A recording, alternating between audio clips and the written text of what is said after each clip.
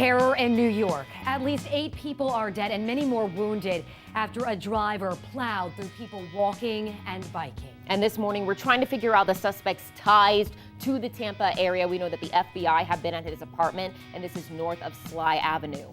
Seminole Heights refusing to run and hide. The neighborhood standing together as police work to solve 3 murders. Hundreds of families came out to enjoy Halloween last night. It is 6 o'clock, and in Tampa, northbound Orient Road is still shut down from an accident. This is just south of I-4, so we are starting to see delays. But feeling great this morning. In fact, warmer than yesterday, 5 to 10 degrees warmer right now, and we get even hotter throughout the rest of the week. Another terror attack has hit New York City. A couple of my classmates, we heard the shots, and then we went to the window and we seen 2 of the bodies laying down. In the shadow of the New World Trade Center, a man driving a white Home Depot pickup truck jumped a curb and plowed into bicyclists and people walking along a bike path. He killed 8 people. He seriously wounded at least 11 others, including some children. This is the deadliest attack in New York City since September 11th. And this story quickly flooded your Facebook feeds.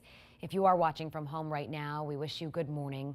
I also want to give you an idea of where this happened in New York. So this attack spanned roughly a mile down the West Side Highway. The attacker turned onto the bike path near West Houston just after 3 p.m.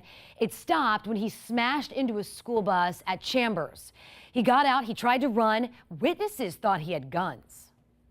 I just saw him walking down the streets there with his gun in his hands. Yeah, that's all I saw. Did you see any kind of expression on his face? No, he was all walking like he did nothing. Like he was just walking, not even running. He was walking, yeah. And how was he holding the gun? On his left hand, yeah. And was he holding it up? Like no, down, yeah. And what did you think when you see this guy with a gun? It was shocking for me. An NYPD officer was right there and he shot the attacker. A bullet hit him in the stomach. He is still alive. He's in critical condition. As for those weapons, investigators say he had a paintball gun and a pellet gun. Witnesses say the attacker yelled "God is great" in Arabic.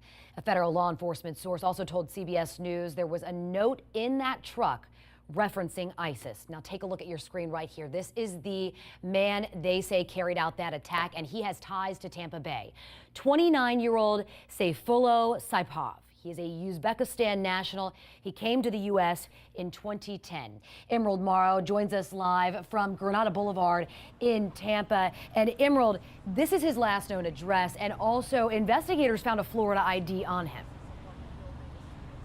That is correct, Courtney. And, you know, I think that's something that's been pretty surprising to all of the people here in the Tampa Bay area. This is the apartment where he lives. So if you just take a look, you can see that there's not a lot of activity. There's not a lot happening. It's pretty quiet. And that is one thing about this story that I think stands out, is that when you have situations like this with terrorists or suspected terrorists, it doesn't always appear what it doesn't always appear to be what it seems. And I want to also point out that we've gotten reports that investigators have been out in the area interviewing neighbors who are, of course, very unsettled by the news, wondering if similar attacks were planned here. Now let's take another look at 29-year-old Sayfullo Saipov. We mentioned that he came to the country in 2010, and we're learning that he came to the U.S. legally. Now, before his attack in New York, he first lived in Ohio and then made his way to Florida. He had a career as a commercial truck driver, and that's been a career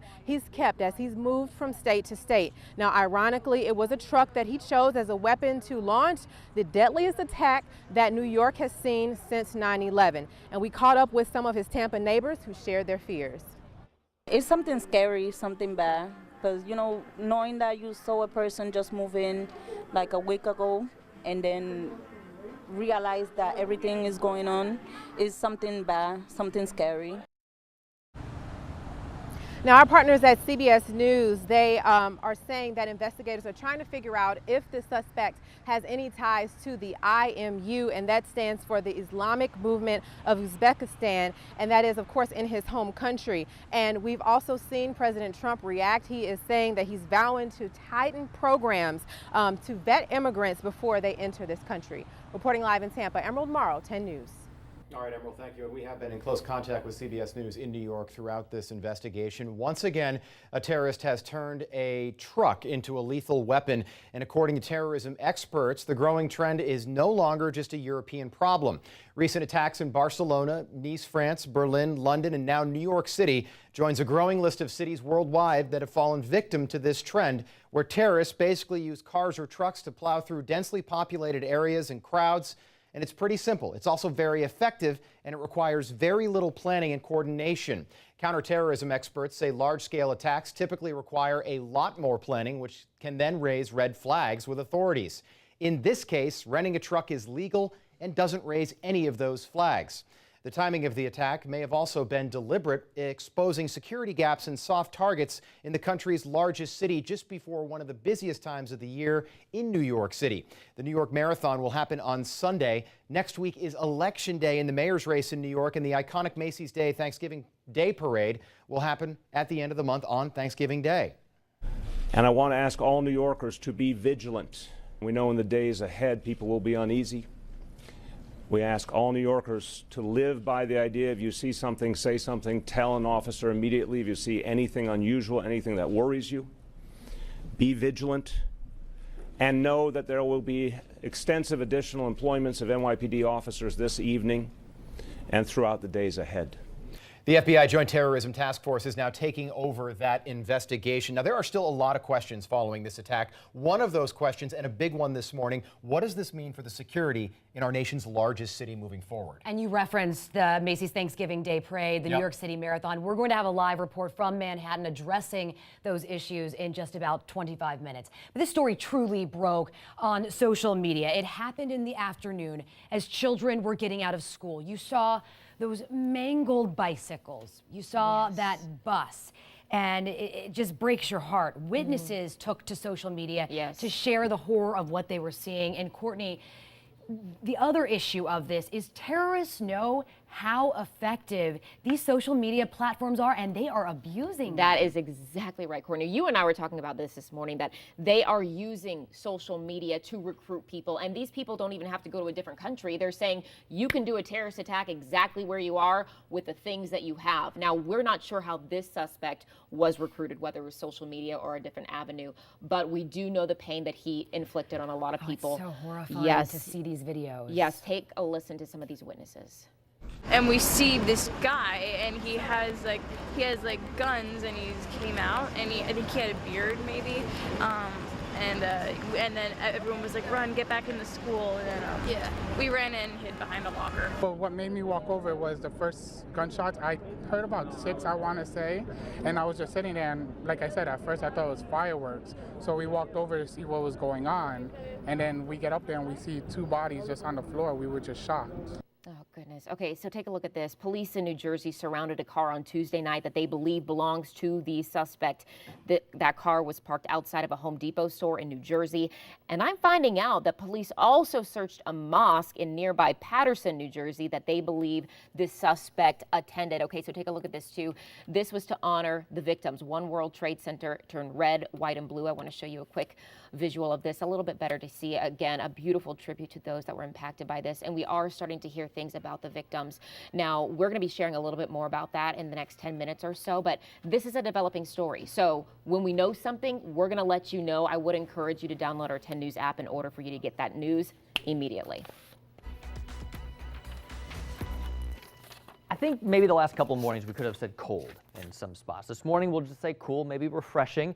Temps right around 64 in St. Pete, Tampa right on 60 degrees, still in the 40s, so still cooler than normal up towards Brooksville and Crystal River this morning. But I mean, this time yesterday, you were in the 30s. Here's the plan for the day ahead. Temperatures this afternoon warming up to around 80, 81 degrees. Plenty of sunshine as we go throughout the day. So a little warmer this afternoon. That warming trend will continue through the next couple of days. But as we get into the weekend, we have to start talking about a small chance for just a few isolated showers. Hillary? Grant, it is 6:08, and there is a crash in Pinellas County through St. Petersburg on northbound 275, right near 54th Avenue North. It's in the median, so FHP, they're on the southbound side in the shoulder, which is why we're seeing a little bit of a southbound delay there already. Speed's not too bad, but certainly traffic is slowing passing that crash. And in Tampa, we are still dealing with this closure on northbound Orient Road. If you're about to head out the door, now we're going to most likely start to see some delays. There's a crash blocking northbound lanes of Orient just south of I-4, so take US 301. The underground sex trafficking industry brings in millions of dollars every year.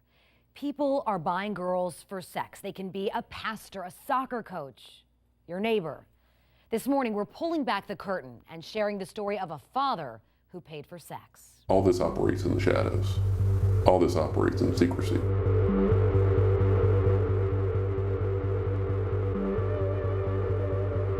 I'm sure there's guys who say, well, I don't go to underage because I know. You don't know.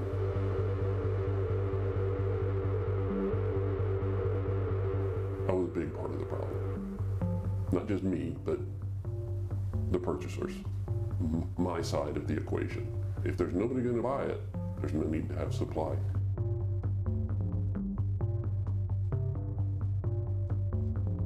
When I was in the midst of it, I never thought of it.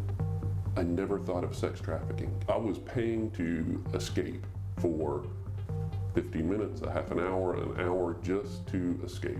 This emptiness, it's shame, it's guilt, you just feel like you just vomited on yourself.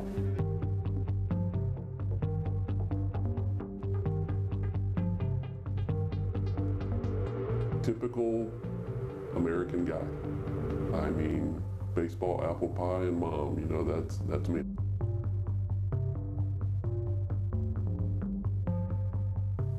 First 5, 6, 7 years of marriage were good.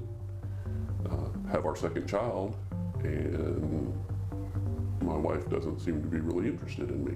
I wanted that physical affection, and I wasn't getting it from her, and the prostitute becomes a tool for the purchaser. They're a means for me to get my fix.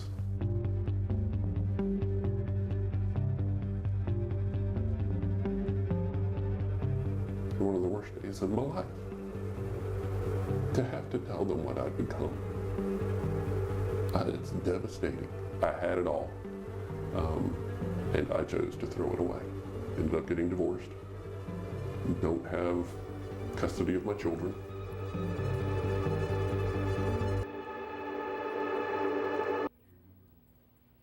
These stories are alarming. This is part of our series to break the silence, to show the faces, and to end the sex trade. I want you to listen to this. Approximately 1 in 5 buyers has a job working with children. Nearly a quarter are in a position of authority or trust. Maybe they're working as an attorney, a minister, or even in law enforcement.